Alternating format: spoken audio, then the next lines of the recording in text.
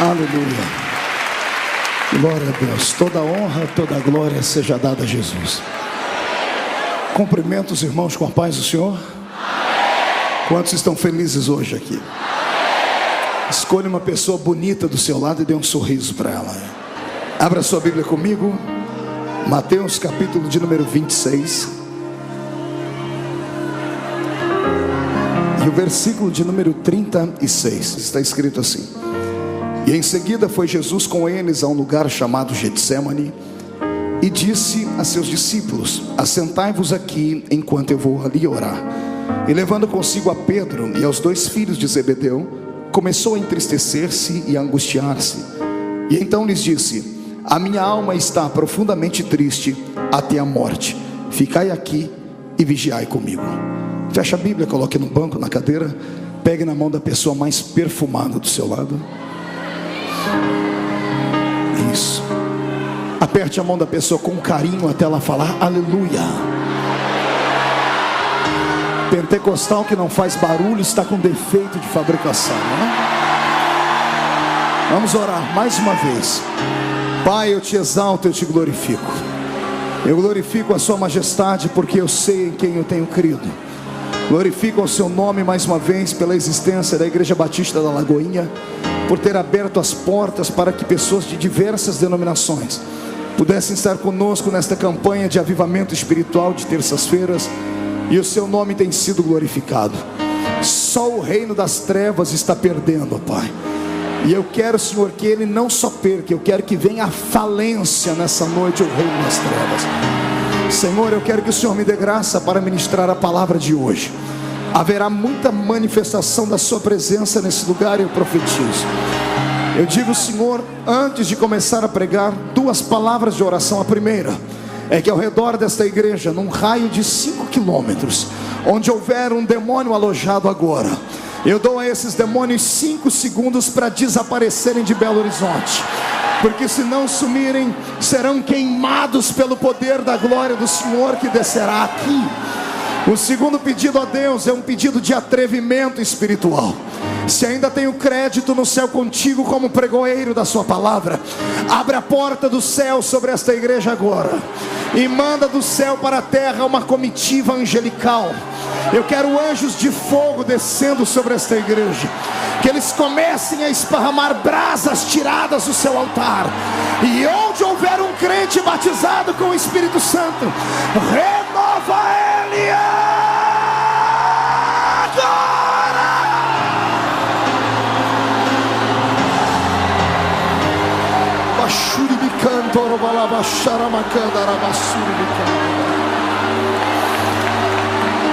Fala conosco nessa noite, Senhor. Fala conosco. É o que eu te peço agora, em nome de Jesus. Amém e amém. Os que podem, tomem o seu assento, por gentileza. Senhoras e senhores, noiva do Cordeiro, simpatizantes da nossa fé, amigos que estão dentro e fora do templo, pessoas que gentilmente deixaram seus afazeres de hoje para adorarem a Jesus conosco aqui. Eu pedi a Deus uma palavra para esta noite, e o Senhor me deu uma palavra muito séria, muito forte. Uma palavra que vai mudar a sua existência, que vai fazer você entender qual é a função que tu tens no reino de Deus. O Senhor hoje vai fazer você caminhar pelo tapete da sua revelação. E eu profetizo que antes da metade dessa mensagem, você já não vai mais estar sentado aí, vai estar voando na presença do Deus de Israel. Quem acredita em palavra profética, dê um grito de glória. Eu também creio. Então vamos começar a mensagem. A mensagem de hoje tem um tema. Diga para o seu irmão: aperta o cinto, que vamos decolar agora.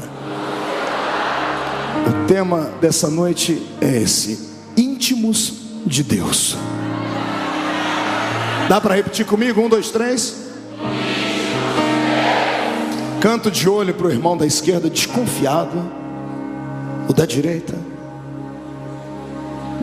Olha lá atrás, o da frente, e responde para mim: você acha que o irmão que está do seu lado tem intimidade com Deus ou não?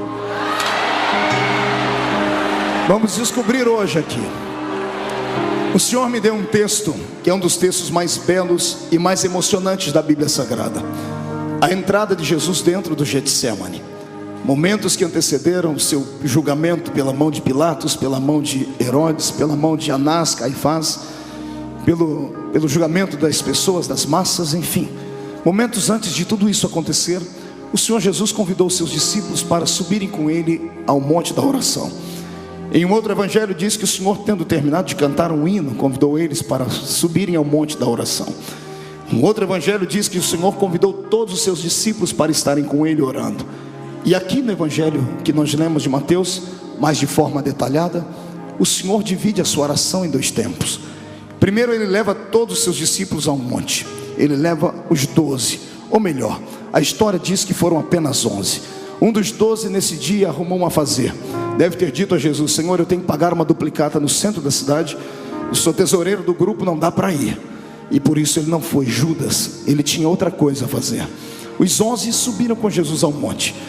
Mas aqui no evangelho de Mateus, o Senhor diz que, convidando todos eles, Ele deixou 8 deles parados em um canto e disse: ficai aqui, porque eu vou mais à frente orar. E indo orar mais à frente, Ele levou consigo 3 homens: Pedro, Tiago e João. Pedro e os 2 filhos de Zebedeu. Aqui começa a mensagem desta noite. Poderia o Filho de Deus fazer acepção entre os seus servos? Sim ou não? Jesus fazia acepção entre aqueles que o seguiam? Tinha uma escala, tinha uma hierarquia? Alguém era melhor do que alguém? Ele amava mais alguns do que a outros? Vamos tentar hoje discernir isso dentro desta igreja, para podermos entender por que é que Jesus levanta homens e mulheres com uma unção diferenciada. Por que é que nem todo mundo é igual a todo mundo? O Senhor não faz acepção quando se trata de salvar o ser humano. Para salvar o homem, Ele libera o seu grande amor. Ele salva incondicionalmente o grande, o pequeno, o gordo, o magro, o negro, o branco, o asiático, o avermelhado. Jesus é salvador de toda a humanidade. Para salvar, Ele não faz acepção, mas para usar no seu reino, para liberar uma unção especial, para dar um ministério de impacto, aí o Senhor vasculha a alma do ser humano e encontra algumas coisas que nos outros Ele não conseguiu encontrar.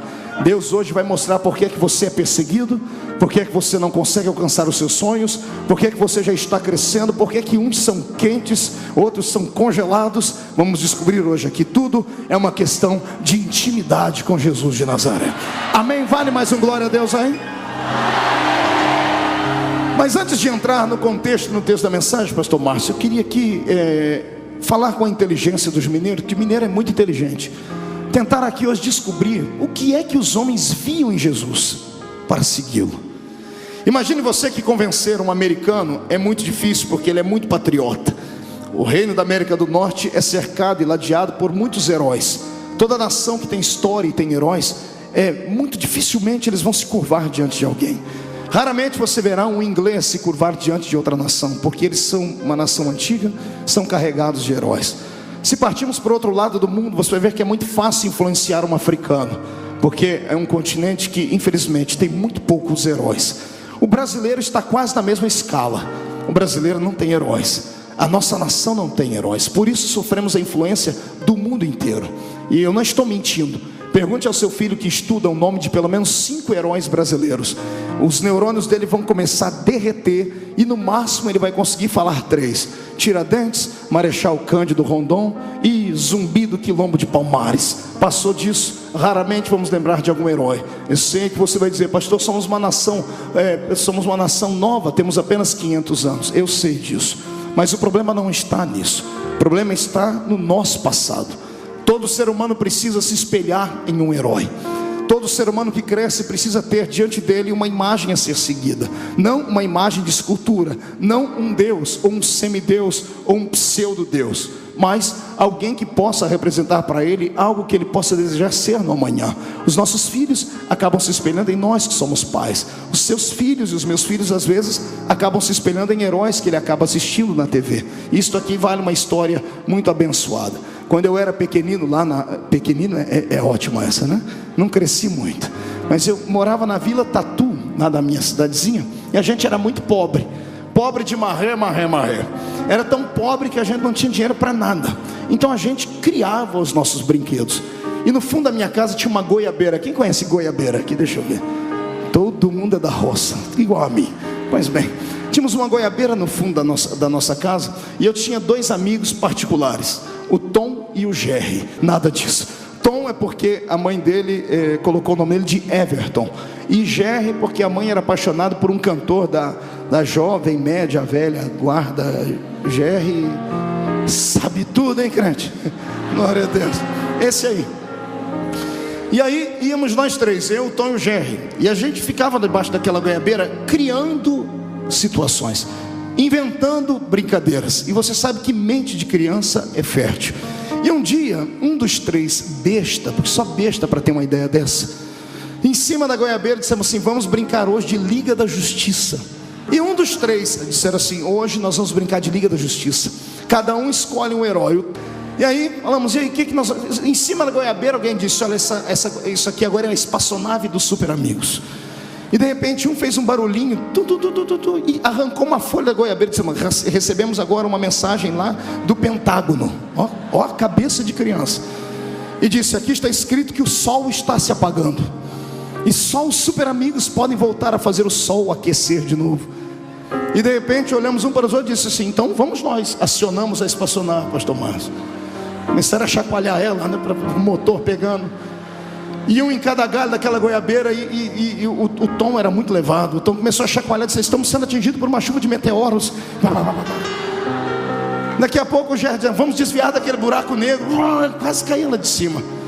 De repente, um dos 3 gritou e disse: estamos com um problema, estamos perto do sol demais, a carcaça da aeronave não está aguentando, estamos derretendo. Pense num dia de alegria. Eu fiquei em pé em cima daquela goiabeira, eu estufei o peito, murchei a barriga, levantei as 2 mãos para cima e disse: para o alto e avante. E pulei. Você ri porque não foi você que quebrou os 2 braços, né? Essa munheca é torta até hoje, derivado daquele tombo. Mas foi a semana mais alegre da minha vida. Na rua inteira ficaram sabendo que eu era o Super-Homem. Eu andava com os braços dizendo: Super-Homem, obrigado por ter salvado a terra. Eu fiquei muito feliz. Eu contei essa história apenas para você entender que todo mundo precisa de um herói. Todas as nações têm os seus heróis. Convencer uma nação que tem um herói é muito difícil. Agora, convencer uma nação que não tem herói nenhum é muito fácil. Convencer um judeu é impossível, a não ser que Deus esteja no negócio. Pergunte para mim por quê? Porque na veia deles corre o sangue não de um, não de 2, mas de um sem número de heróis. Detalhe, não heróis fictícios, não alter ego de homens que tiveram uma infância podre, aprisionados pela psicologia infantil, pela falta da presença do pai, que criaram super-homens, que criaram Batmans. Não, eles tiveram heróis de verdade. E nós temos um livro que atesta a existência desses heróis. Está aqui na Bíblia. Imagine você sendo um judeu. A infância do judeu começa, o primeiro catecismo dele é o da fé. Antes de aprender a ler e a escrever, ele aprende a história do Deus de Israel. Imagine você sendo criança, sentado na beira da cama com seu pai, e antes de dormir falar: papai, me conte uma história dos nossos heróis. E o pai olhar para você e dizer assim: filho, você não é comum. Pegar no seu braço e dizer: aqui na sua veia corre o sangue de homens que fizeram o céu tremer, que fizeram o mar se abrir, que fizeram a terra saltar, que fizeram mortos sair de dentro das suas tumbas. Todo garoto judeu crescia com seus olhos brilhantes. Por que é que você acha que todo judeu se dá bem em tudo que faz? Porque eles sabem no que eles creem. Eles têm lastro. Eles sabem que nasceram para a vitória e ponto final. Eu não conheço um judeu pobre. Se você conhecer algum, me apresente ele. Só todo judeu é inteligente. Eles estão sempre na frente de tudo. Por quê? Porque eles têm heróis a serem seguidos. Pastor, o que o senhor quer dizer com isso? Eu quero dizer que não são só eles que são inteligentes, não são só eles que são abençoados. Eu tenho aqui hoje o novo judaísmo santo. Eu tenho aqui o novo Israel. Se eles têm 1 milhão de heróis, nós não precisamos de 1 milhão, temos apenas um. Ele é maior do que todos os outros juntos. Ele coloca todos os outros no seu bolso. Ele é tão grande que os pés dele estão dentro da Batista da Lagoinha hoje, e o seu rosto está diante dos anjos que cantam: Santo, Santo é o Senhor dos exércitos.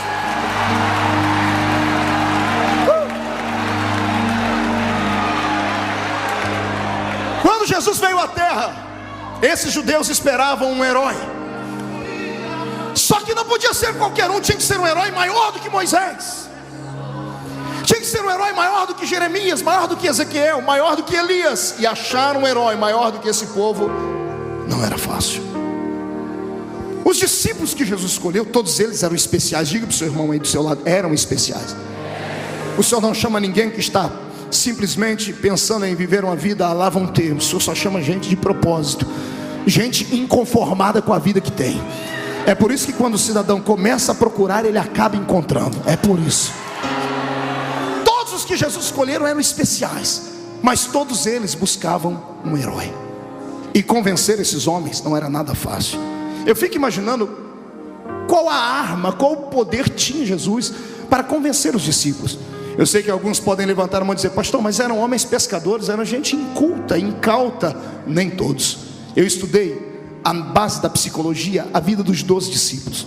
Dos 12, Jesus tinha 2 que, além de serem inteligentes, universitários, eram visionários. Levi era um deles, e o outro era Judas, o Iscariotes. Judas não era ignorante. Se traçássemos o perfil psicológico dos 12 discípulos hoje aqui, e se Jesus tivesse uma empresa e fosse escolher entre os 12 um para trabalhar, só um passaria no crivo da psicologia: Judas Iscariotes. Ele era pleno de conhecimento. Ele não trocava a mão pelos pés, não atravessava o carro na frente dos bois, não falava, não dava bom dia a cavalo, como se diz lá no nosso interior. Ele era inteligente. Ele vinha de uma região chamada Cariotes. A região de Cariotes era a região onde nasciam as cabeças pensantes dos judeus. Nasciam ali o povo inteligente, aqueles que não aceitavam o jugo de Roma. Haja visto que Barrabás era da mesma região de Judas, sabia disso? Aquele Barrabás apresentado nos filmes de Mel Gibson não é o verdadeiro Barrabás. Ele não era um assassino truculento, maluco, como apresentam os filmes. Ele era um terrorista. Ele era alguém que foi preso. Roma, lembre-se bem, Roma só prendiam pessoas que lutavam contra César. E o que é que um judeu vai fazer contra César, senão dizer que César não era o rei? Eles queriam a liberdade dos judeus, está entendendo? Judas era um desses, era um visionário. Quando ele ouviu a pregação de Jesus, quando ele ouviu a mensagem de Jesus, ele foi simplesmente imantado pelo mestre. A unção que havia em Jesus atraiu Judas, porque Judas disse: esse aí é o herói que eu estava esperando, é o verdadeiro. Eu sei que muitas pessoas dizem assim: ah, pastor, Judas foi um traidor. A gente só se lembra dos últimos momentos dele. Mas Judas não foi traidor sempre. Judas se decepcionou com Jesus momentos antes de Jesus ser condenado a tudo que aconteceu. Judas se decepcionou com Jesus, como eu e você acabamos nos decepcionando no meio da caminhada. Somente naquele dia em que Jesus estava partindo o pão, quando ele disse: a minha hora é chegada, Judas desconfiou e descobriu que de fato ele não era o Messias que ele esperava, porque ele esperava alguém que fosse libertar Israel da mão dos judeus. E Jesus estava se despedindo deles, dizendo: eu estou morrendo, o meu reino não é dessa terra, é de outra terra. A inteligência de Judas pegou ele no final da história. Eu fico imaginando como foi que Jesus atraiu Levi. Bom, Levi a Bíblia conta como. Você pode tentar imaginar comigo. Entra comigo dentro de uma cidade. Imagine 200 cobradores de impostos. Quantos cobradores eu disse? Era esse grupo de qual Mateus, se transformado em Levi, chamado Mateus, pertencia. 200 cobradores de impostos, todos autorizados por Roma. Para ser um cobrador de impostos de Roma, você tinha que ter cursado economia na faculdade de Jerusalém. Ele era graduado, por isso trabalhava com o aval de Roma. Eles se reuniam, eles faziam uma espécie de arrastão financeiro pelas cidades. Escolhiam uma cidade maior e todas as cidades circunvizinhas vinham pagar o tributo ali. Por isso precisavam de 200 cobradores. Cercavam uma rua, colocavam mesas, 100 mesas de um lado, 100 mesas de outro, e o povo vinha pagar. Eu quero que você imagine Jesus com alguns discípulos entrando ali para escolher Mateus. Imagine, universitário, formado em economia, carteira assinada por César, tinha tudo, os seus dividendos, tinha dinheiro, tinha condição de sobreviver, tinha as 2 cidadanias, porque trabalhando para Roma, conquistou a cidadania romana, era judeu de coração, era um homem pleno, sábio. Quem conquista um homem desse? Quem engana um homem desse? Lá vem Jesus. Imagine 200 cobradores de impostos judeus, de barba, usando uniforme e o quipá na cabeça. 200 homens de barba, você vai achar que você está olhando para um espelho, porque todo mundo parece com todo mundo. E Jesus está vindo com os discípulos. Eu imagino alguém, Senhor, vamos pagar ali, ó, aquela fila ali também. Nós Jesus, não é ali que eu vou pagar, tem outra aqui, eu vou escolher uma outra mesa. Senhor, mas é tudo igual, a barba é igual, a roupa é igual, o que pá é igual. Eu imagino Jesus dizendo, mas o coração não é igual, tem um aqui que é diferente. Eu imagino Jesus pagando tributo para aquele cobrador de impostos chamado Levi, ele devolvendo o troco, dando o recibo. E quando Jesus termina, Jesus pega o troco, olha para ele e diz assim, Levi, segue-me. E Jesus sai. Imagino, ele fala, calma aí, moço, o senhor me chamou do quê? Levi. O senhor não tem um crachá? Eu não moro nessa região. Como é que o senhor sabe o meu nome? Eu imagino Jesus dando um sorrisinho, dizendo assim, seu nome? Eu te conheço antes de você nascer. Eu sei o seu passado, faço parte do seu presente, e se me seguir, eu mudo o seu futuro.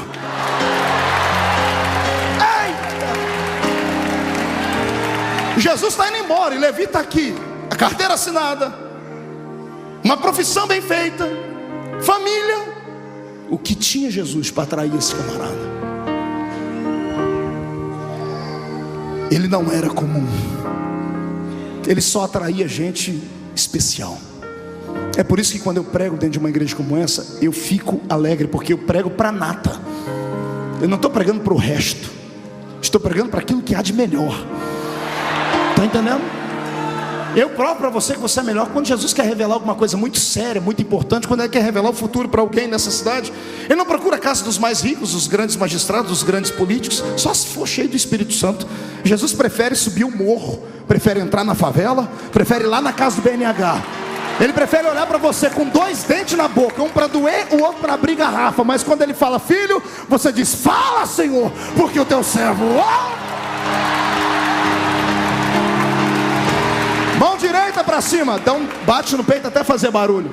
Olha para o irmãozinho do seu lado, mas olha de cima para baixo agora. Diga para ele assim, ó, eu não sei você, mas eu sou especial. Diga, especial com E maiúsculo. Não fui eu quem escolhi ele, foi ele quem me escolheu. Só quem tem certeza disso, jogue a mão para cima para ele.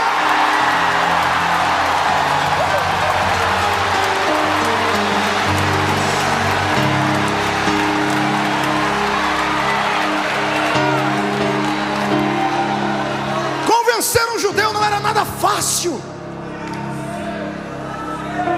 Imagine você, temos 12 discípulos, escolha um para você ser ele agora. Encarne um agora, no bom sentido da palavra. Escolha um discípulo para ser. Ninguém quer Judas. Olha que eu expliquei a história dele, contei, nem assim. O cargo de João já não cabe mais, e de Pedro também não. Todo mundo quer ser Pedro e João, né? Imagine você na pele de Tomé, criancinha no berço ou na cama.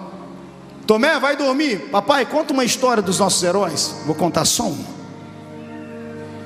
Se deita aí, Tomé. Pois não, pai. Ó, pai, mas tem que ser uma história para eu acreditar, porque o senhor sabe que eu não acredito em qualquer coisa. Tomé, nas suas veias corre o sangue de profetas. Na sua veia corre o sangue de um homem que tinha tanto poder, que ele andava com uma capa nas costas dele. Um dia ele encontrou um grupo de lenhadores trabalhando e um lenhador chorando. Ele disse, por que você chora, lenhador? Porque o meu machado caiu na água, que não era nem meu, era do meu amigo que me emprestou. Minha família está passando fome. Além de não ter dinheiro para levar comida, eu não tenho como pagar o machado. Tomé, o seu herói, seu ancestral, pegou essa capa, rodou ela para cima e deu um grito. Onde está o Deus de um outro herói? Onde está o Deus de Elias? E ele disse, moço, cadê? Onde foi que o machado caiu? O senhor vai entrar dentro da água? O senhor sabe nadar? É claro que não. O senhor sabe respirar dentro da água? Não. Não pergunta, me diga onde é que está o machado. Está ali, senhor. Machado! Flutua. Os outros lenhadores param, o pai contando a história, enfeitando. Filho, os outros lenhadores pararam e começaram a rir. É louco esse cidadão? Ele não conhece a lei da gravidade. A lei da gravidade estabelecida pelo cosmos diz que tudo que é pesado fica embaixo. O ferro é mais pesado na sua anatomia do que a água. Ferro não flutua. Filho, o profeta só deu uma olhadinha para dizer assim: o meu Deus criou a gravidade. machado, que era de ferro, eu não sei se virou isopor, plástico ou papel, flutuou em cima da água. O rapaz entregou o machado na mão dele, e o nome do Deus de Israel foi glorificado.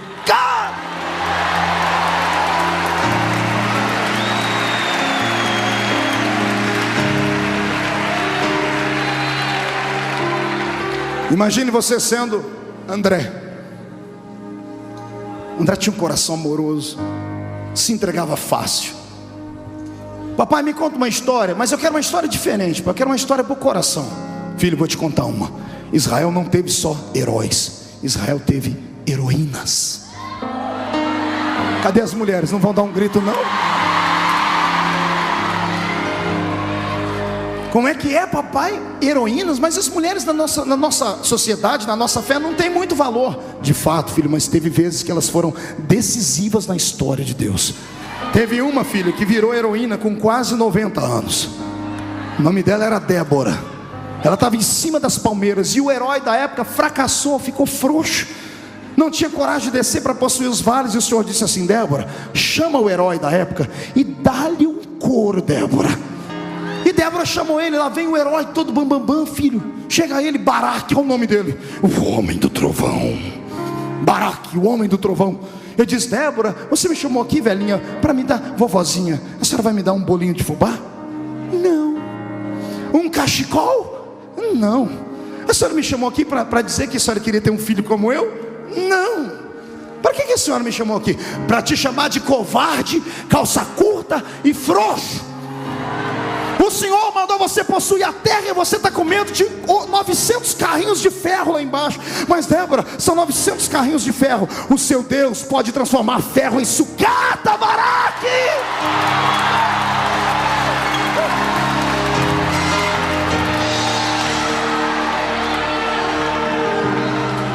Lá está André. E aí, pai? E aí que Baraque, filho, nosso herói, saiu correndo, ficou atordoado, que a mulher falou não são. Quando ele estava no meio do caminho, ele parou e voltou. Débora, o que foi? Desce comigo. Mas eu não consigo pegar a espada, levantar, não consigo brigar, eu tenho 90 anos. Você não precisa pegar a espada, só a sua presença, a sua fé. A sua arma não está no exterior, está aqui dentro. Se você vier comigo, eu desço para aquela batalha, e a vitória será nossa.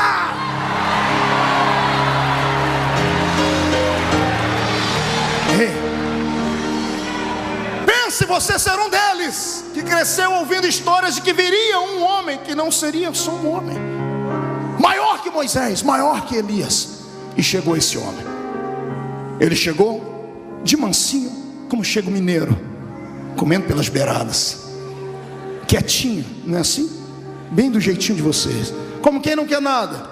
Foi se aproximando, revelou o nome de um aqui, falou sobre uma pesca ali, deu uma outra profissão a outra, disse assim: se você me seguir, eu te dou outro tipo de profissão. Estava todo mundo angustiado, ninguém suportava mais o jugo de Roma.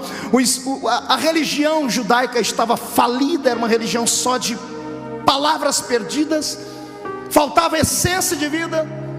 Os sacerdotes tinham 2 pesos e 2 medidas. Se fosse um rico aristocrata judeu que levasse 12 juntas de bois de oferta, ele era ovacionado, era aplaudido, era amado. Se fosse uma viúva com uma flor de farinha na palma da mão, ela era simplesmente humilhada e rejeitada. E de repente aparece ele, e ele começa a caminhar, e todos eles saem com ele, todos desconfiados, com o pé atrás, porque ele ainda não tinha se revelado. Aí Jesus começa a se revelar. Vem comigo, vem para uma das histórias mais lindas que você já ouviu. Jesus diz assim: gente, vamos iniciar o nosso ministério. Eu quero uma cruzada, uma grande cruzada. Anuncie na cidade que coisas extraordinárias vão acontecer. Diga que há profeta em Israel agora. Mas Senhor, mas vai acontecer. Fale que vai acontecer. Onde vai ser a cruzada? No pé daquele monte. Eu vou pregar um sermão. Esparrame o nome do sermão: o sermão da montanha. Esparrame ele. Daqui a pouco vem a multidão, 5.000 homens, fora mulheres e crianças, 15.000 pessoas. E Jesus se empolga, pregador parecendo pastor Marco, agarra o microfone e não solta mais. E ele começa a pregar 10 minutos, 15, 1 hora, 2, 6 horas, André. A mensagem de Jesus era uma mensagem espada, comprida, mas não era chata, cortava mesmo.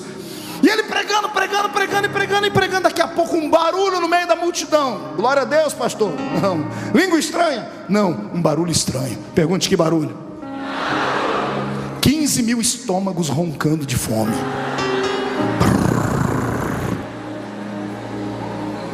Os discípulos se riam e dizem assim: gente, o negócio está ficando feio. Alguém pede uma palavra: Senhor, para o sermão um minutinho. Jesus fala: o que está acontecendo, Senhor? Está na hora de mandar esse povo embora. Por quê? Porque, Senhor, já é tarde, eles estão te ouvindo o dia inteiro, não tem comida. E Jesus olha para eles assim: olha, dê vocês de comer. Pedro: Judas, que foi? O mestre está mandando dar de comer para a multidão. Senhor, ninguém dizimou esse mês. Ninguém ofertou. O dinheiro que tem não dá para comprar comida nem para a gente. Como é que nós vamos alimentar 15 mil pessoas? Jesus diz: se vira. Senhor, não tem jeito. Aí Jesus: então agora vocês vão começar a me conhecer. Mande a multidão se assentar. Se assentam em grupos de 50. Grite no meio da multidão: quem é que tem comida aí? Tomé diz: Senhor, uma hora dessa ninguém tem mais comida não. Pergunte, não custa perguntar. E os discípulos: alguém tem comida? Alguém tem alguma coisa de comer? E de repente lá no meio da multidão levanta um rapazinho. A Bíblia diz que era um rapazinho. E ele diz assim: olha, eu tenho 5 pães e 2. Não, faz igual, fala igual está na Bíblia, faz biquinho e tudo. 5 pães e 2. Que lindinho. Por que você acha que a Bíblia diz 5 pães e 2 peixinhos? Rapaz, na linguagem dos judeus, rapazinho, era uma criança de 10, 11, 12 anos de idade. O que aquele garoto tinha era uma lancheirinha. A mãe saiu para ouvir Jesus pregar e levou a criança junto e fez uma lancheirinha para ele. E criança encontra outra criança e ficam brincando. O menino não estava prestando atenção na mensagem, estava brincando com as outras crianças. De repente se aproxima da mãe, esqueceu de comer. Você sabe como é que é criança levada: brinca, esquece até de comer. E de repente, quando alguém pergunta: alguém tem comida? Levanta a mãozinha do garoto: eu tenho, Senhor. Eu não sei quem foi, se foi Pedro, se foi Tiago, eu sei. O que você tem aí, garoto? 5 pães e 2 peixinhos. Deixa eu ver. Bom, é de comer. Senhor, fale. Consegui. O que? 5 pães e 2 peixinhos. Traga aqui. Então o problema está resolvido. Senhor, o que foi? Os 5 pães que eu falei, eu tenho que explicar. O que não é pão bengala. Era lanche de criança, concorda comigo ou não? Diga para o seu irmão: era 5 pãezinhos assim e 2 peixinhos. Ei, é peixinhos, não é dourado. Era lambari. Sério. Aí Jesus pega e diz assim: gente, vamos começar o processo do milagre. O que, Senhor? Milagre. Vocês entraram na escola de milagres. Se aproximem aqui, vejam como é que funciona. Eu imagino 2 começando: gente, alguém já acha um lugar para a gente sair correndo?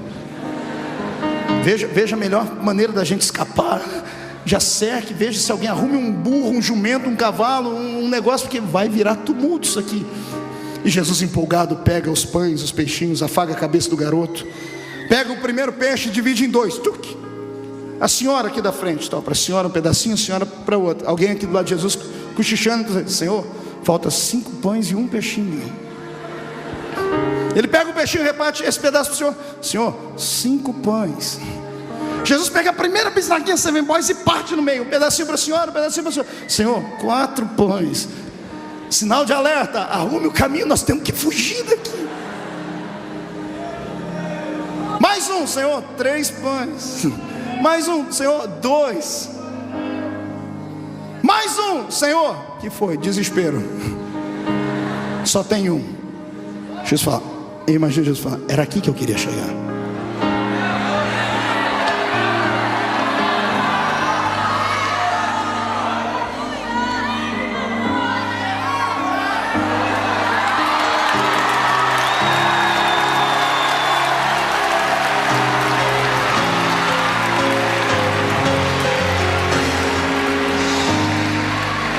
Eu quero os 12 aqui do meu lado.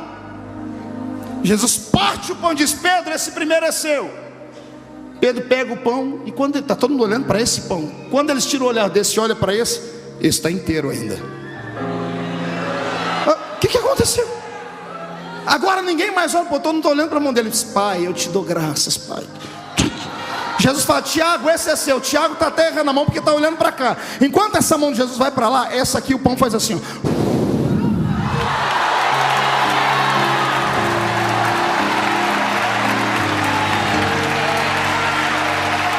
Tá todo mundo arrepiado. Ele repartiu o pão e agora tem 13 pedaços de pães. Quantos pães? 12 na mão dos discípulos e 1 na mão dele. E agora? Jesus vai dizer assim: gente, me ajuda. Ajudar o que, senhor? Vamos fazer milagre.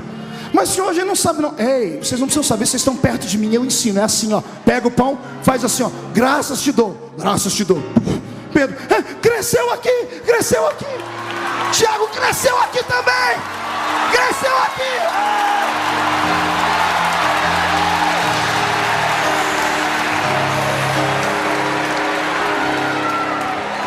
A parte mais bonita vem agora. Agora desaperta o cinto que você vai quebrar tudo agora. A minha Bíblia diz que sobrou quantos cestos? Pergunta para o seu irmão: por quê? Por quê? Depois que eles alimentaram todo mundo, cada um arrumou um cesto e ficaram brincando de fazer milagre. Quando acabou o cesto, aí parou. Não tem mais cesto para encher. Aí parou o pão. Cada um pega um cesto, vai Jesus na frente dando uma risadinha por dentro, e atrás vem os 12, cada um com cesto. Que homem é esse? Gente, tá aqui, ó, 12 cestos. Ai, Jesus! Eu profetizo na autoridade do Mestre que a unção de fazer milagres que Ele liberou sobre aqueles discípulos vem sobre a minha geração agora!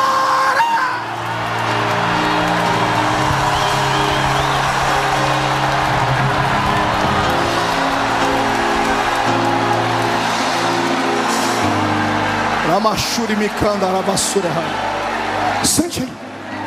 Você descobriu desde a primeira vez que eu preguei aqui: eu não sou um grande pregador, eu sou um bom contador de histórias.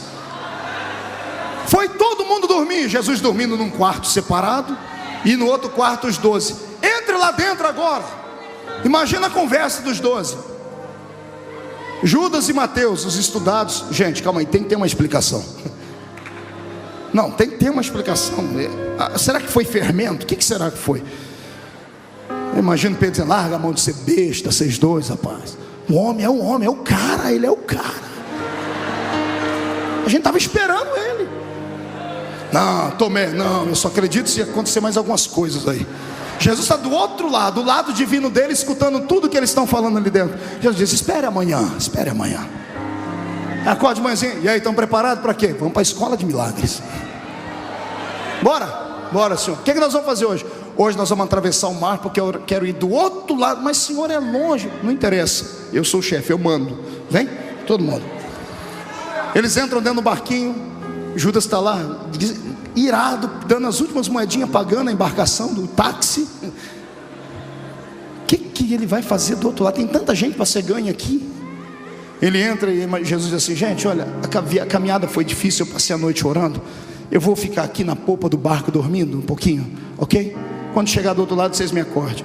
Imagina Jesus arrumando o travesseiro, dormindo e morrendo de dar risada por dentro. Porque como homem, ele só sabia o ali, mas o Deus que estava dentro dele, o Cristo que enchia aquele Jesus, sabia tudo. Então ele já sabia o que ia acontecer. Daqui a pouco, levanta uma tempestade, e vento, e água, e sopro, e grito, e desespero.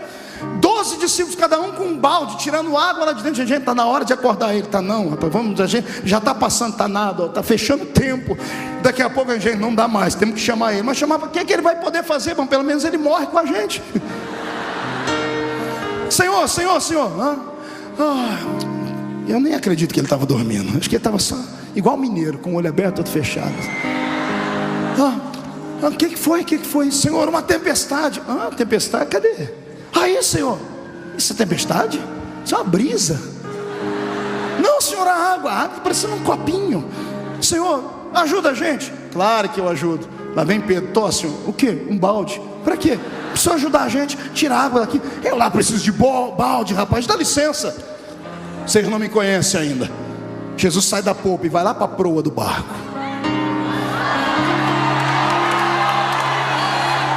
Ele está na proa do barco. Eles estão de costas. Ele ri, mas que se matava. Vai ter um ataque cardíaco neles agora. Todo mundo lá, um agarrado no outro. Ai, e agora? Confessando todos os pecados. Jesus levanta as duas mãos para o céu.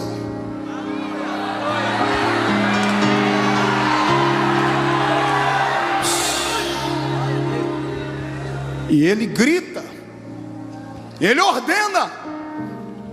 Ele dá uma palavra de ordem à água e ao vento.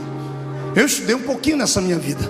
Estudei física, química, conheço um pouco de biologia, estudei astronomia. Eu sou fuçado para estudar as coisas. Eu já ouvi falar de braço do mar, mas ouvi falar que mar tem ouvido. Ouvi falar que vento escuta. Foi a primeira vez. Vento, acalma-te. Mar, aquieta-te.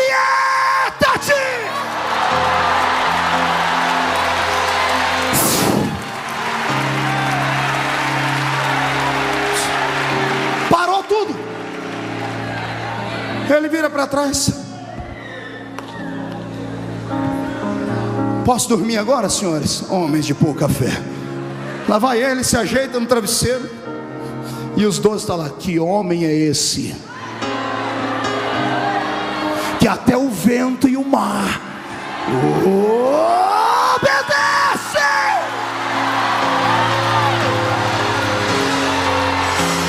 É que o mar e o vento não estavam autorizados a falar. Porque se o Senhor dissesse, fala para eles quem eu sou, o mar e o vento gritariam: Ele é aquele que sustenta o universo na palma da sua mão, e que pela força do seu poder cuida de todas as coisas. Ele é Deus em cima, é Deus embaixo. Antes dele nada do que foi feito se fez. Tudo foi feito por ele. Ele é Deus.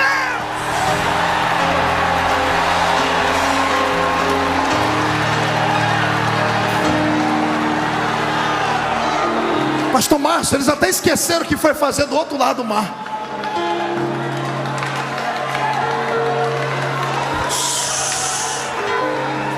Eu estou na introdução da mensagem. Daqui a pouco eu chego na mensagem. Calma, vem cá. Jesus está dormindo num quarto, os outros num canto. E ele dizendo, e agora, gente? Dá para acreditar nele? Tomé, está melhorando. Ô Tomé, não, pode ter sido um vento contrário que soprou, uma nuvem quente que se esvaziou da nuvem fria. Jesus do outro lado dizendo, amanhã eu me revelo. Acorda, toma um café da manhã. Senhor, onde nós vamos hoje? Hoje nós vamos por aí. O que nós vamos fazer? Escola de milagres. Hoje eu vou fazer uma coisa com vocês que vocês nunca viram. E vocês vão aprender hoje parte do meu caráter. Vocês vão encontrar hoje um dos grandes inimigos da humanidade. E vocês vão ver o que é que eu sou capaz de fazer com ele. Vamos.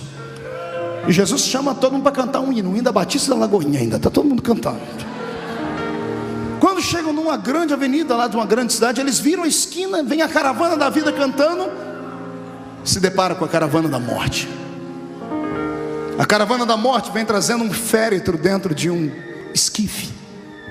A caravana da morte só tem tristeza, uma mulher chorando lá do caixão, e um sacerdote miserável, que fazia o enterro dos filhos das judias viúvas, caminhava 10 metros longe do caixão. Sabia disso? Aprenda. Quantos metros o sacerdote andava longe do caixão? Pergunta para mim, por quê, pastor?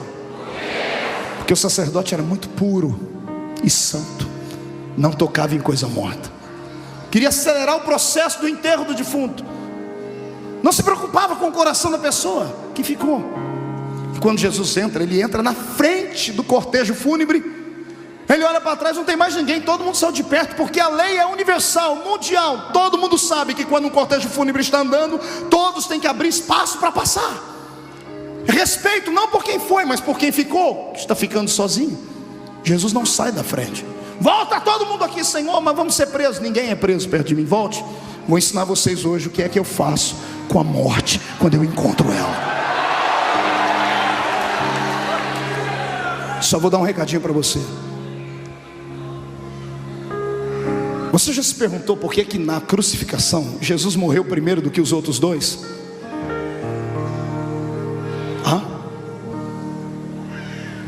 O crucificado era tratado de maneira igual. Os três sofreram a mesma coisa, apanharam do mesmo jeito, foram chicoteados do mesmo jeito, foram preparados para morrerem na cruz. Por que é que Jesus morreu primeiro do que os dois? Porque ele era mais fraco? Porque ele carregava o peso de toda a humanidade? Não. Eu orei, e a resposta que veio aqui, eu acreditei e ensino. Jesus morreu antes dos dois, porque se os dois morressem primeiro do que ele, era morrer e ressuscitar. Nunca, pastor Márcio, a morte cruzou o caminho de Jesus e ficou lá dando risada. Todo morto que cruzou o caminho dele ressuscitou. Todo. Eu disse que todo morto que cruzou o caminho dele ressuscitou.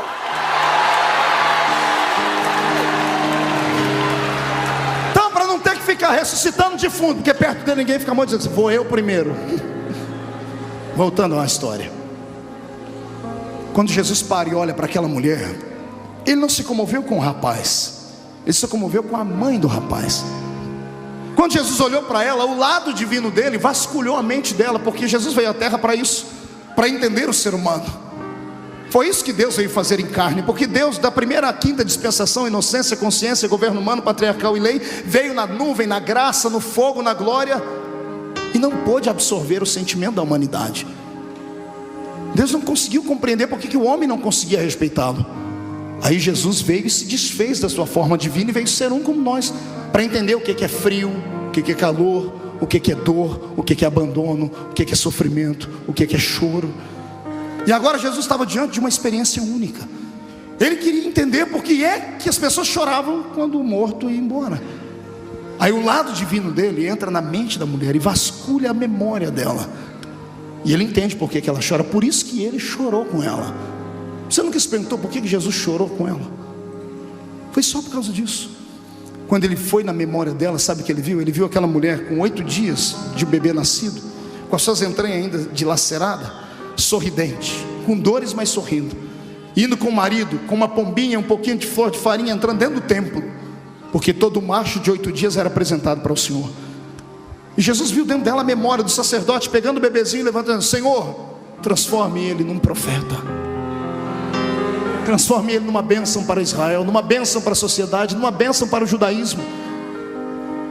Jesus viu que ela entregou um sacrifício por aquela criança, e quando ele viu para dentro dele, ele disse: é verdade, agora eu sei por que eles choram.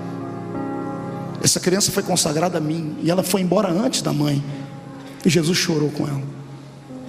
E quando Jesus olhou para aquele caixão, ele não viu uma criança, ele viu os sonhos daquela mulher. Ela era viúva, o filho daria sustento a ela no futuro. O filho, toda vez que ela olhava para o filho, ela lembrava do pai, do marido que tinha ido embora.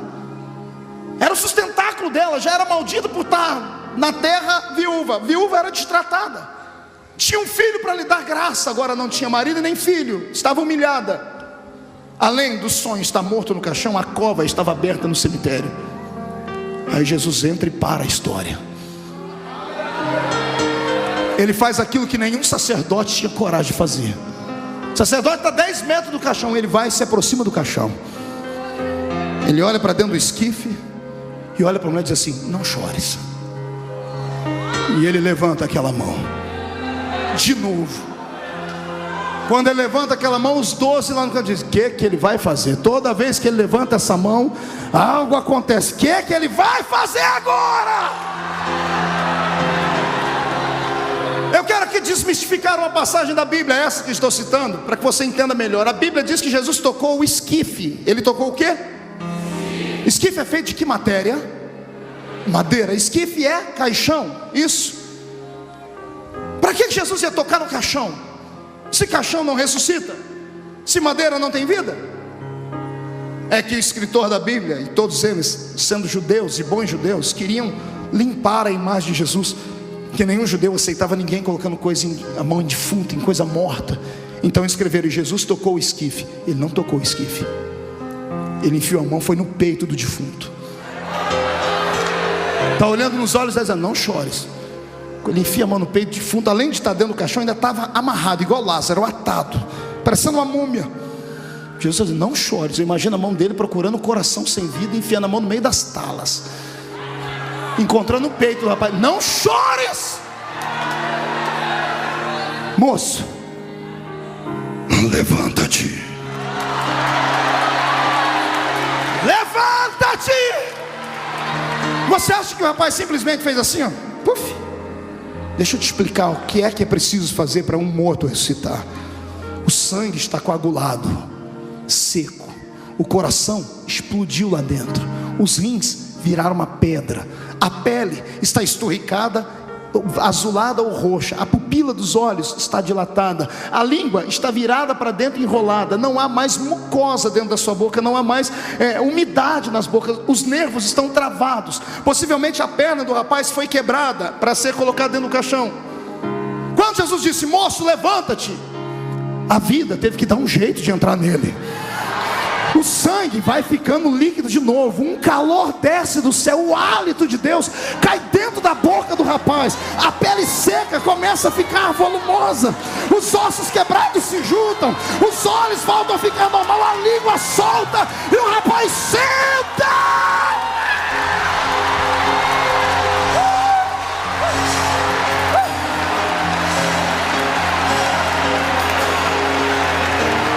Esse é o Jesus que eu sirvo. Como eu sempre cito toda terça-feira aqui, meu velho pai me ensinou um ditado: quem pode manda, e quem obedece é porque tem juízo. Você tem juízo?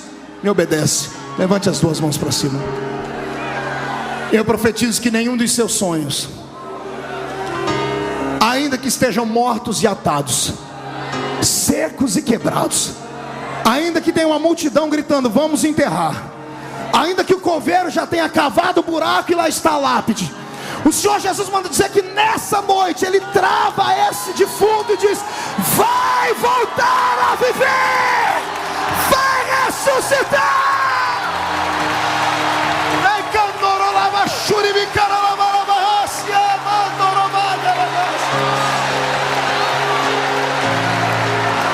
Recebe de volta o seu sonho.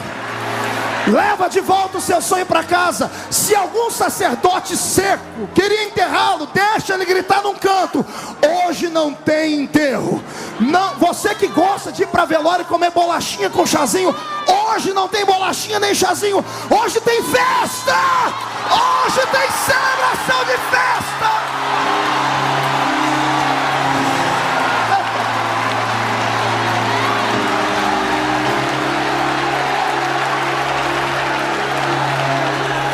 Olhe para o irmão do seu lado e pergunte para ele: depois disso, você ia acreditar que ele era um herói?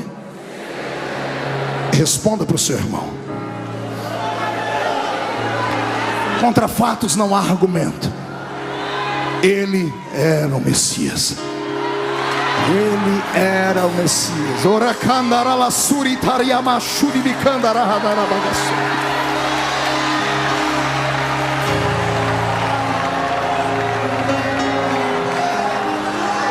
Jesus passou 3 anos e meio ensinando a eles tudo que ele sabia.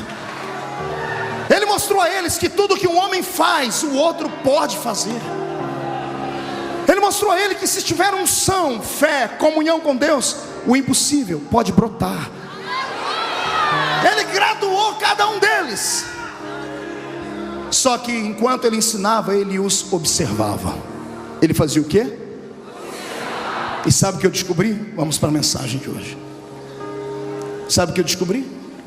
Eu descobri que ele descobriu, no meio dos 12, 3 grupos distintos. Ele separou os 3 grupos. O primeiro grupo era o grupo dos seguidores. O segundo grupo foi o grupo dos amigos. E o terceiro grupo, o grupo daqueles que conseguiram intimidade com ele. Detalhe: todos são especiais. Diga para o seu irmão: todos são especiais. Só que diga: alguns são seguidores. São especiais, mas são apenas seguidores. São especiais, mas são apenas. O segundo grupo são amigos. E o terceiro, gente íntima, André. Gente que tem coragem de fazer aquilo que ninguém mais tem coragem de fazer. Os seguidores, Jesus não os isolou, os usou, se revelou a eles. Só que os seguidores estavam preparados para ver apenas coisas que todo mundo podia ver. O seguidor pode ver aquilo que é comum, mesmo que Jesus esteja operando milagre, mas é um milagre comum. O seguidor pode ver ele mandar o vento e o mar parar, ver o morto ressuscitar. O seguidor pode ver e até participar da multiplicação dos pães. O seguidor pode ver ele expulsar um demônio, mas para por aí.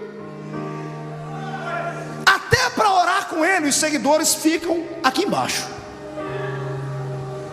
Por quê? Porque estão com ele, mas não se envolveram com ele. Gostam dele, mas não estão apaixonados por ele. Tem afinidade, mas não estão perdidamente loucos de paixão. Porque quem está louco de paixão faz qualquer coisa. Está entendendo? Quem é louco de paixão salta no meio das águas. Se é tu, manda eu ir. O seguidor olha para ele e diz: eu recebi poder, Jesus, eu fui naquela cidade pregar, não quiseram me ouvir, eu posso mandar cair fogo do céu e destruir a cidade inteira? Não, calma, calma. Não, mas o Senhor deu poder? Dei, mas não é para isso, calma. Seguidor é racional. O que ama faz por paixão. O amigo é apaixonado. O amigo está com outro no meio de uma batalha, está apanhando, tem 15 homens batendo um amigo. Se é amigo verdadeiro, ele não esquenta, ele vai apanhar junto, mas não deixa o camarada sozinho lá. O seguidor pensa: bom, eu sou amigo, mas depois a gente conversa, a gente se vê depois. Nós temos esses 3 grupos dentro da igreja. E como sempre, a matemática bíblica é real. Os seguidores é sempre o maior grupo. Seguidores são aqueles que eu costumo chamar de Maria vai com as outras. Tanto faz como fez. São especiais, foram reconhecidos, foram salvos, mas não querem compromisso. Não querem compromisso com aquilo que é sobrenatural. Não querem compromisso com verdades. Querem ser crentes, mas querem ser crentes de domingo. Querem ser crentes de cantar uma musiquinha.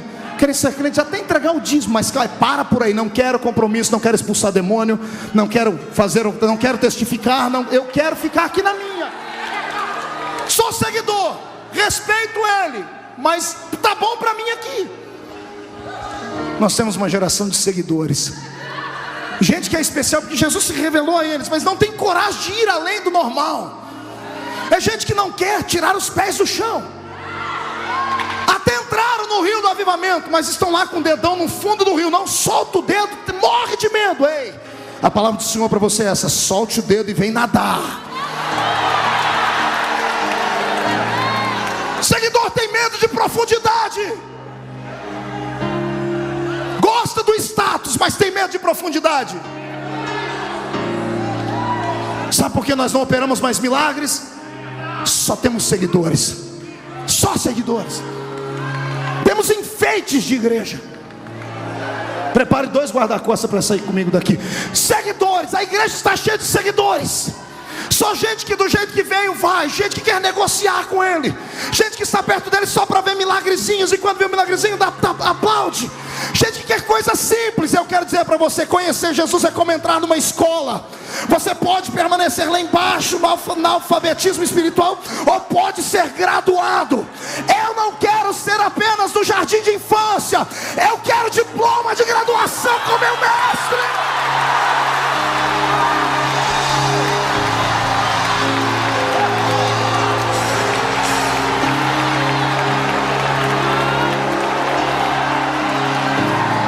Pastor, pois não. A oportunidade é dada igual a todos? Sim. Quando ele chamou a mim, chamou a você, chamou o pastor Márcio, chamou a todos, ele nos chamou para um propósito. A diferença entre a minha vida e a sua é que eu tive coragem. A diferença entre você e grandes ministérios é que eles tiveram coragem. Não se importaram em apanhar, em ser perseguido, em ser chamado de louco, de fanático, de desequilibrado. Não tiveram medo de apanhar de gente que está na mídia, na televisão, no jornal. Não tiveram medo. Gente que estava cheia de propósito na alma. Eu não sou seguidor apenas, eu quero marcar o tempo. Existem dois tipos de crentes aqui dentro dessa noite: aqueles que vivem para serem influenciados e aqueles que querem influenciar.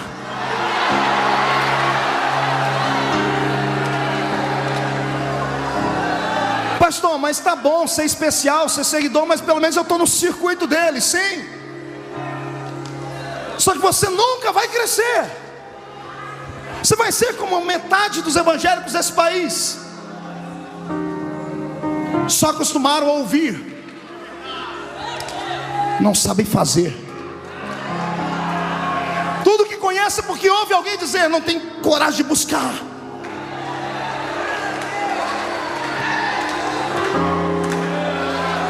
Chega de ser seguidor apenas. Dê um upgrade na sua vida, amado. Vem comigo, a escolha é sua. Para ser amigo, você tem que ter coragem de fazer coisas que ninguém mais tem coragem. Mesmo que você faça coisas erradas por impulso, mas é melhor errar tentando do que nunca tentar. É melhor bater com a cara no muro e voltar do que nunca ir. É melhor voltar e dizer assim, mas eu pelo menos tentei, do que ser igual a você que está na igreja há 500 anos, não pisou, não viu o dilúvio, mas pisou no barro que sobrou na terra, acha que tem todo o conhecimento aqui dentro e não sabe ganhar uma alma para Jesus. Só sabe murmurar e perseguir as pessoas, só sabe maldizer, só sabe ver uma igreja crescer e dizer, aquilo lá é heresia, abrir as portas. Sai para lá, Satanás!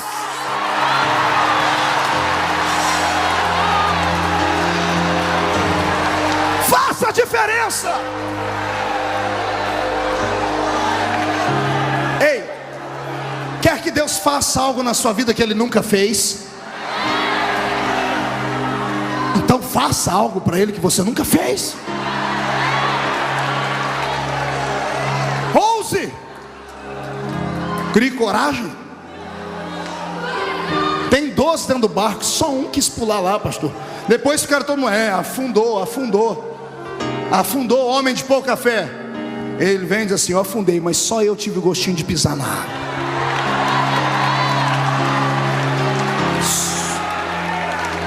Todo mundo reclama do Jacó aleijado. Olha lá o aleijadinho, ó, agarrou antes, saiu aleijado. Ele, tô aleijado, mas recebi minha bênção.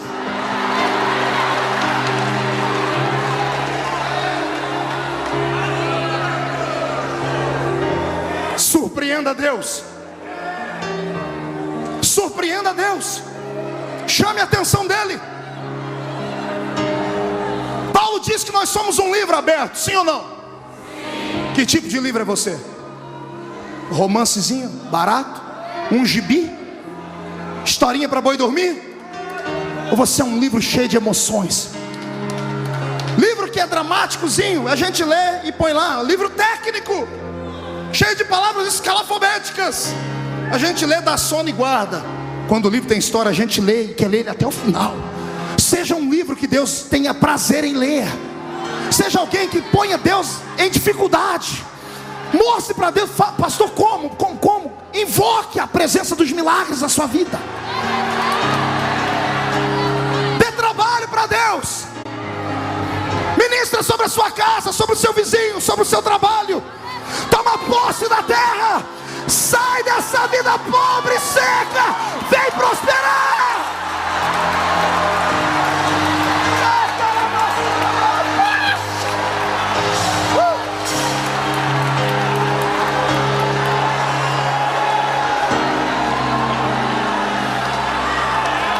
Os amigos caminham com Jesus até um certo ponto.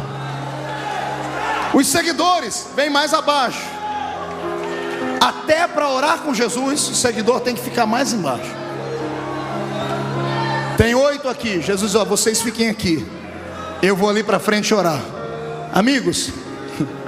Jesus tinha 3 amigos. Nome deles? Aqui embaixo fala Pedro, Tiago, lá em cima João. 1, 2, 3, nome dos amigos de Jesus? Digo para o seu irmão, os restantes eram especiais, mas eram seguidores apenas. Pastor, o que amigo recebe além de ser repreendido? Amigo vai mais longe com ele. A revelação é mais profunda. Seguidores veem só milagres simples. Amigos, Jesus olha para eles assim, ó, hoje eu vou revelar uma coisa muito profunda. Venham comigo, lá vem os 12. Pare, 9 e volte para trás. Eu quero só os que estão preparados para vir comigo. Pedro, Tiago e João, vem. Os outros ficam e eles sobem. O que ele vai fazer? Eles chegam em cima do monte e Jesus diz assim, fiquem os 3 aqui. Eu imagino Jesus dizendo, não corram, não gritem, não desesperem, não desmaiem, fiquem aqui, fiquem me olhando. E Jesus se afasta deles. Está dando para me ver? Sim, Senhor. Olha o que eu revelo para amigos. Ele abre os 2 braços e começa a flutuar. Começa a brilhar como reflexo do sol. O corpo dele é transformado num corpo glorificado.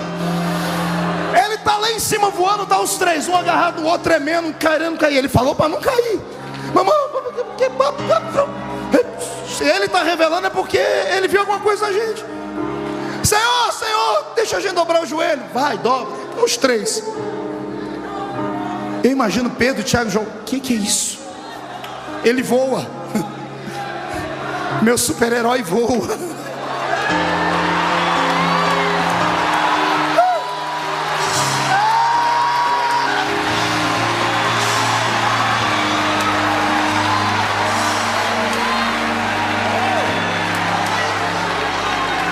Ele está subindo. Quando ele está lá em cima, está os 3 aqui, quase desmaiado. Aparece 2 figurões para ele. Os maiores heróis de Israel, Moisés e Elias. Como é que eles sabiam? Lógico, os 2 se apresentaram. Ei, vocês são amigos dele? Meu nome é Moisés. E o meu é Elias. Esses aí mesmo. O senhor abriu o mar? O senhor subiu na carruagem? O senhor representa os profetas? O senhor representa as leis? Sim. Vocês são grandes? Somos, mas não tão grandes. Eu, Moisés, represento a lei. Eu, Elias, represento os profetas. Mas nós 2, Moisés, já ensaiamos lá no céu. Agora a coreografia, 1, 2, 3. Um de lá, outro de cá, aponta o dedo para eles. Mas a ele vocês devem seguir.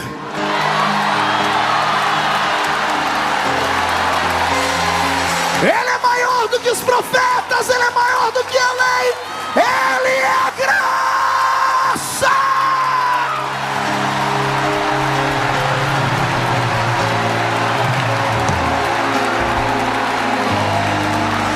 Segure um pouquinho. Eu vou te explicar agora por que um irmão no nosso meio não chora, não grita.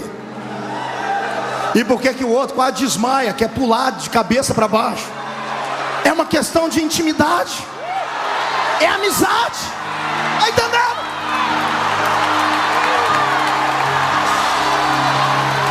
É só isso.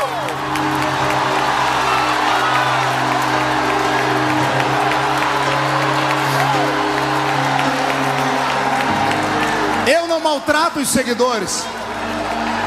Pastor Marco, os irmãos que estão numa igreja tradicional, que não gritam, não pulam, não cantam, não oram, não acreditam em línguas, eles vão para o mesmo céu que a gente? Vão. Mas pastor, vão, porque a salvação é pela graça. Não é por nada que o homem faça, é por aquilo que ele fez. Ah, pastor, então eles pelo menos são equilibrados, ninguém mexe com eles. Comigo, que pulo, grito, me chamam de louco, desequilibrado. Eu vou ser um deles. Fica onde você está. Pergunta para mim, por quê, pastor? Quando a gente for arrebatado, todo mundo, quando atravessar o portão e chegar lá dentro, os irmãos nossos que são só seguidores vão ficar apavorados. Não acreditam em línguas, fogo, anjo, cavalo de fogo. Imagina entrar lá dentro, olhar para o trono, Deus é um fogo consumidor.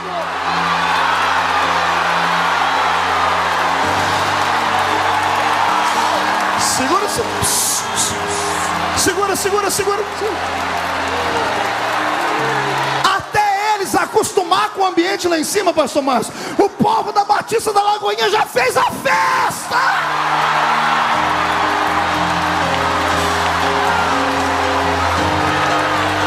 Aleluia! Estamos num tempo de avivamento.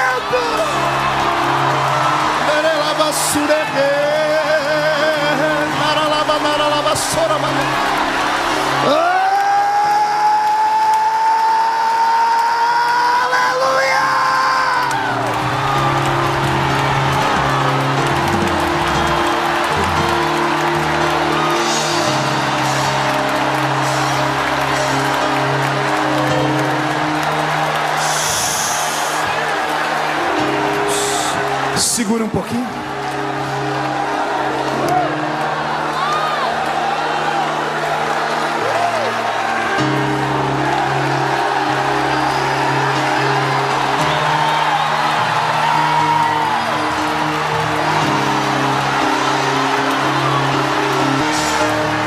Senhor Jesus, onde houver um crente batizado com o Espírito Santo agora, aqui dentro, lá fora pelo telão ou em casa assistindo pela internet, enche eles até não aguentarem mais. Agora, agora, já!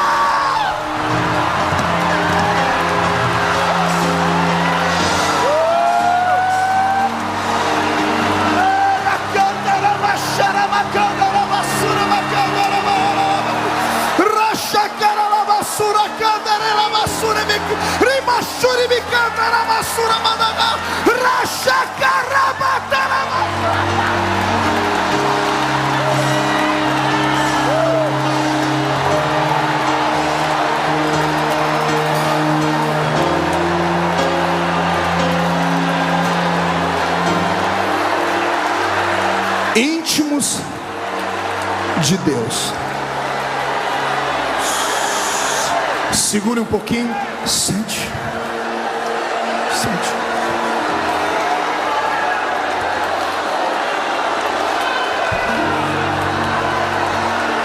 É por isso que há tanta diferença de crentes. Todos são especiais, lembrem disso. Todos de todas as denominações são especiais, mas a maioria são só seguidores. Alguns são amigos. Esses que são amigos enxergam o céu pelo lado de dentro, recebem revelações que ninguém mais recebe, e não tem o que falar. Vai fazer o quê? O cidadão pagou o preço, buscou, acreditou, devorou a Bíblia, jejuou, pediu, bateu. Jesus pegou e abriu e deu para ele. Não adianta ficar com inveja. Pode perseguir, pode escrever o nome da pessoa, pode execrar de uma denominação. O dom Jesus deu e ponto final. O cidadão é amigo de Deus. É amigo.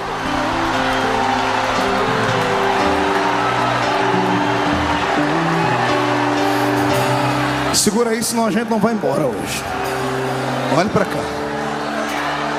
Já temos dois grupos, pastor Márcio e André: seguidores e... Dá uma olhadinha pro seu irmão de novo. Pergunta para ele aí: seguidor ou amigo? Diga, lembre, todo mundo é especial. De uma forma ou de outra a gente entra lá.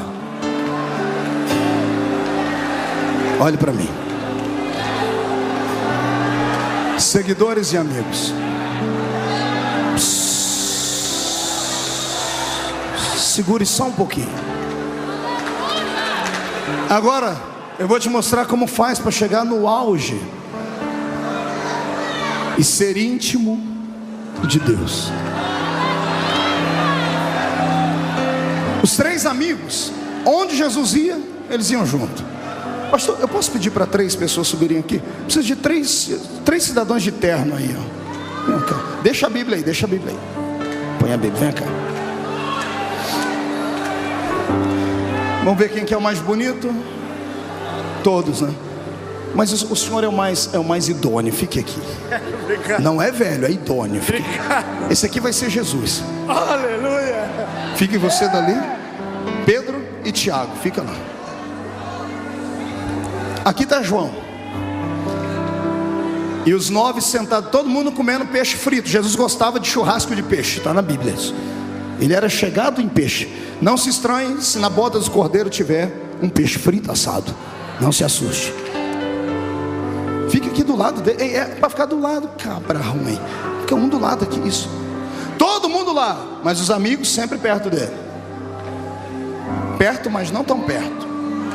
Você é só amigo por enquanto. Os amigos estão aqui. Os seguidores e os amigos. Dia vai, dia vem. Dos 3 amigos, um começa a se aproximar mais dele. Estão comendo um peixinho frito, os outros 2 ficam parados. Mas tem um que... Outro dia, outro churrasco. Jesus está contando as parábolas, as histórias. Ele pega. E os outros 2, dá uma olhadinha para ele aqui. Faz uma carinha assim. Cochicha um com o outro aí. E ele está aqui.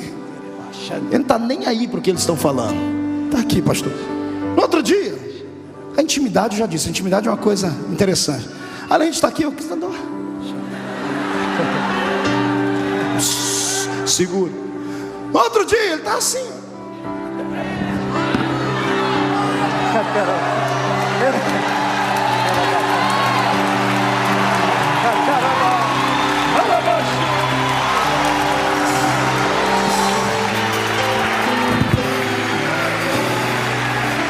Pergunte para mim: ah, pastor, fazer isso é... Fala assim, diga para mim: pastor, fazer isso é fácil.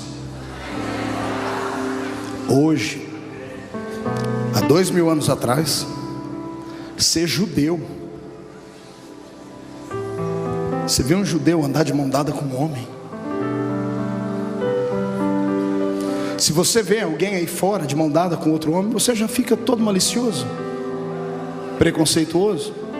Imagine há 2000 anos atrás, no Oriente, onde a cultura é extremamente machista, contra o afeminalismo, está na Bíblia. Paulo pregando contra isso. Já tinha a história de Sodoma e Gomorra. Um homem encostar no outro. Eu imagino que João passou, mesmo entre os seguidores, mesmo entre os amigos. Ele não se importou com o que os outros falavam. Devem ter chamado ele de pederastra, devem ter chamado ele de diferente, estranho. E Jesus nunca o recriminou. Pelo contrário, um dia Jesus percebeu que o coração dele estava todo mundo com inveja dele. E Jesus abraçou João e disse assim: o que importa a vocês todos? Que ele viva até que me veja vir no meu reino e na minha glória.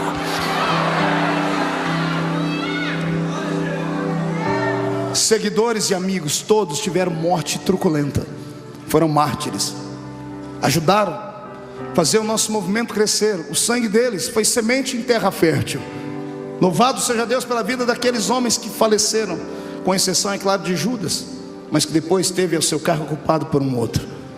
Todos, sem exceção, foram martirizados, seguidores e amigos.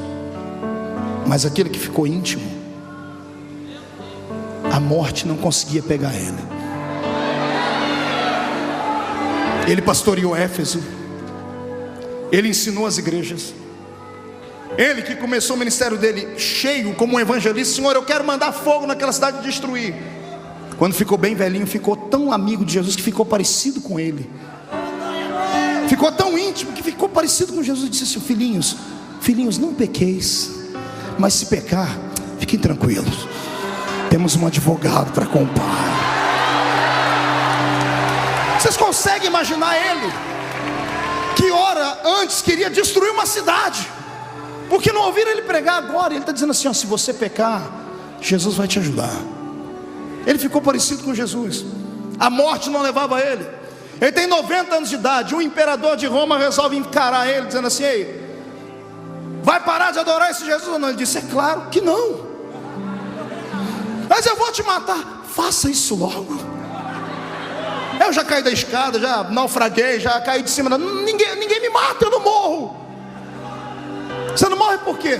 Porque eu sou íntimo dele.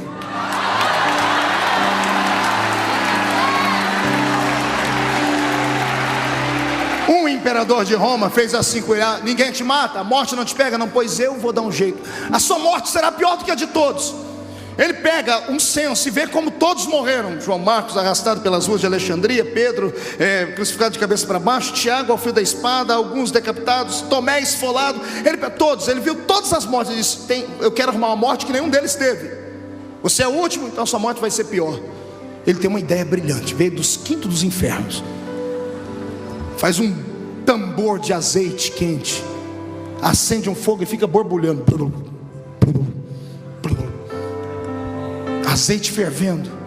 O imperador chega diante de João e diz assim: tá aí, ó, ou nega, ou vou te jogo aí dentro. Ele diz, eu imagino João olhando e diz: se eu fosse um pouco mais novo, eu pulava aí dentro. O senhor pode me dar uma ajudadinha, porque 90 anos de idade, meu filho, me ajuda. Você não tem medo da morte? Rapaz, a morte é minha amiga, rapaz.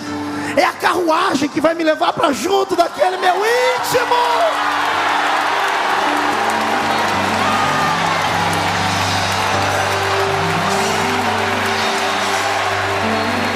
A tradição diz que quando jogaram João lá dentro, espanto para todo mundo, a primeira sessão de bronzeamento artificial da história, a primeira sessão de hidratamento, e morra de inveja a irmã que é vaidosa, que fica hidratando a pelezinha. O primeiro homem da história a hidratar a pele inteira com azeite quente fervendo, azeite escorrendo pelo corpo, azeite não queimava, ele enchendo a boca de azeite. Ô rei, cai aqui dentro, vem. Ô João, segura, porque agora você vai voar. João, por que esse azeite quente não te queima? Simples, como eu era íntimo dele, ele botou um azeite aqui dentro que é mais quente do que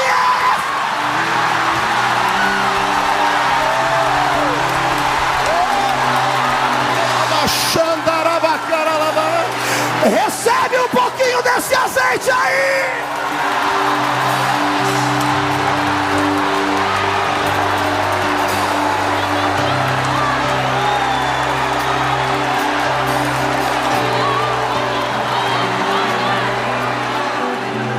Chave para abrir céu não fica na mão do crente, fica no joelho dele. Botou o joelho no chão, a porta se abre. Aí ele diz: eu estava de joelhos quando eu ouvi uma voz por detrás de mim, e eu virei para ver quem era. Era o meu íntimo. E ele estava bonito, seus olhos estavam como fogo, seus cabelos como a lã branca, uma roupa branca no corpo e um cinturão de ouro no peito. O seu pé reluzia como o latão que saía da fornalha, e da sua boca saiu uma espada dos dois fios, dizendo: João, quem é íntimo não fica na terra, sobe pra cá.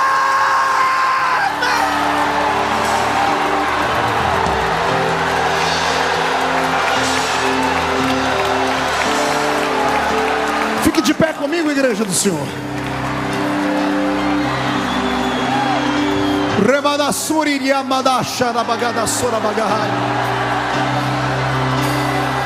Pegue na mão do seu irmão. André, prepara aquela música do milagre para cantar. Pegue na mão do seu irmão. Olhe para mim. Quando eu era garoto na igreja, me chamavam de louco, fanático. Eu era o famoso espalha-rodinhas. Ninguém queria ser meu amigo, porque eu só sabia falar de Deus. Não aceitava piadas imorais, não aceitava carnalidade. Eu era chato, confesso. Mas eu não era porque eu queria ser, é porque eu sabia o que eu não queria ser. Eu não queria ser mais um. Tudo custa um preço. Está entendendo? A unção, a única coisa de graça que temos no reino é a salvação. De graça para a gente, porque alguém pagou um preço alto. A unção de Deus custa caro. Quer unção? Está preparado para ser excluído do hall de amizades? Um dia, pastor Márcio, André, Nívia, eu entrei dentro da igreja desesperado, porque eu me senti sozinho. Eu tinha 16 anos, madrugada, eu comecei a chorar. Eu disse: Deus, por que eu não posso ser igual aos meus amigos? Eles vão jogar bola, eles vão para um cinema, eles vão namorar, vão paquerar, vão fazer um monte de coisas. Por que eu não posso ser igual a eles? Não que isso seja errado, está entendendo? Tem coisas que Deus exige de você que não vai exigir de mim. Tem coisas que Deus vai exigir de outras pessoas, não vai exigir de você. Eu conheço a história do pastor Márcio, de um tempo que ele andou descalço aí na terra. Deus exigiu isso dele. Ele não transformou isso numa doutrina. Chamaram ele de louco, não é, pastor? Eu imagino. Tem coisas que Deus exige de você, e Deus exigiu de mim uma separação. Eu chorava, dizia: Deus, por que eu não posso ser igual a eles? O Espírito do Senhor veio numa madrugada e falou no meu ouvido: porque eles nunca serão igual a você.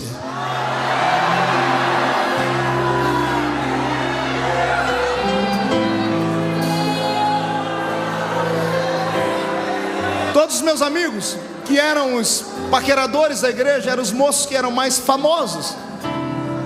As meninas que chamavam mais atenção só se esqueceram de uma coisa: que o tempo passa. E depois de 15 anos, eles estão lá na minha cidade, casados, um trabalhozinho normal, indo na igreja de domingo a domingo, cheio de problemas, porque não santificaram a vida quando podiam. Tudo que planta o homem colhe. Os que me chamavam de louco, de fanático, quando eu estou na cidade, descobrem, eles ligam para todo mundo e enchem a igreja. Quando termina o culto, eles vêm me abraçam assim: por que eu não fui igual a você? Quantas vezes, tem gente que já me pediu perdão 1 milhão de vezes: por que eu te chamei de louco, de fanático? Deus está pesando a mão em mim. Diz: não, Deus não faz isso, foi uma opção sua. Eu optei em ser diferente.